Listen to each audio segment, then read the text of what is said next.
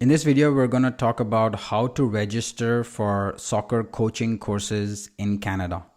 So for the purposes of this video, I'm going to assume that you're already in Canada and you have a landed immigrant status, which means that you're either a permanent resident or you have a Canadian passport, or you could even be on a work visa for the purposes of this, right? A work visa or a student visa should suffice for the purposes of this video. But if you're not in Canada, this would not apply to you, right? So something to just note before we get going. So there's 3 steps here in order for you to study specific courses related to soccer and football in Canada. So the first step is to be affiliated with a local soccer club. Now, what does that mean? That means that wherever you are located, there will be a soccer club or a civic center that offers soccer courses to youth, right? Whether they're U5 or U10 or U15, whatever it is, right? So there has to be something nearby. Canada is set up that way. For there to be civic centers and soccer clubs in pretty much every neighborhood. So, for example, if you were in, let's say, the Scarborough neighborhood of the Greater Toronto area, Scarborough has a specific soccer club that caters to different age groups. So you would go to the Scarborough Soccer Club and indicate that you're interested in becoming a coach, right? They would then, register you as a coach or a volunteer coach rather with them, and you'll be affiliated with the club. So step 1 in anything soccer coaching related is to be affiliated with a club. If you're not affiliated with a club, you will not be able to take a course in Canada, period. Okay. Step 2, once you're affiliated with a club in Canada, step 2 is to get onto a portal called TSI Sports. And I've put in, the image here for you to see. TSI Sports is basically a registration portal for coaches that want to do specific courses. So the way you would get on to TSI Sports is via your affiliation with the club. So when you're registering with TSI Sports, you would actually put in your the name of the club, the level you're coaching at, etc., and the club would have already given you sort of a login ID or a coaching number, right? That coaching number is going to stay with you throughout your journey taking coaching courses in Canada.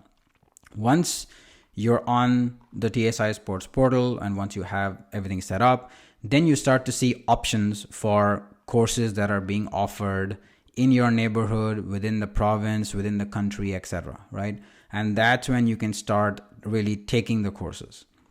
So that's really step 2, right? TSI Sports, once you're affiliated with the club, you get onto TSI Sports and then you start registering for these courses.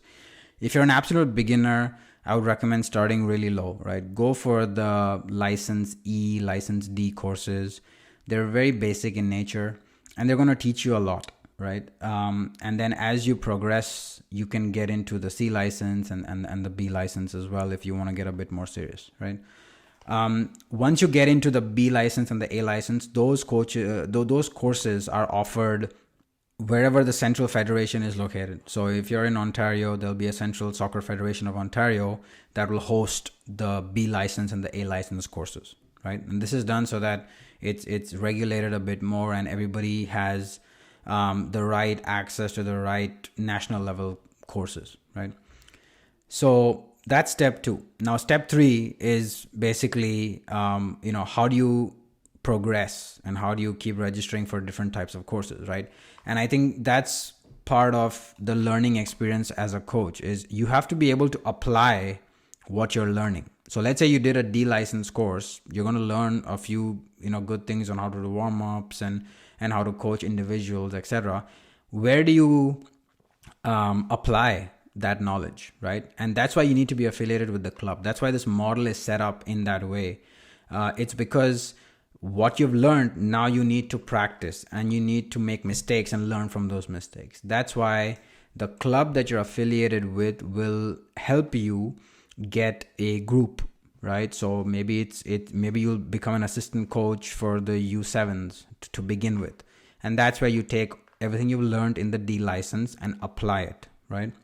Once you apply it, you'll see that you're progressing as a coach, that you're learning, that you're fine-tuning a lot of your skills so that you're ready maybe the following year to then take a course that is one level higher.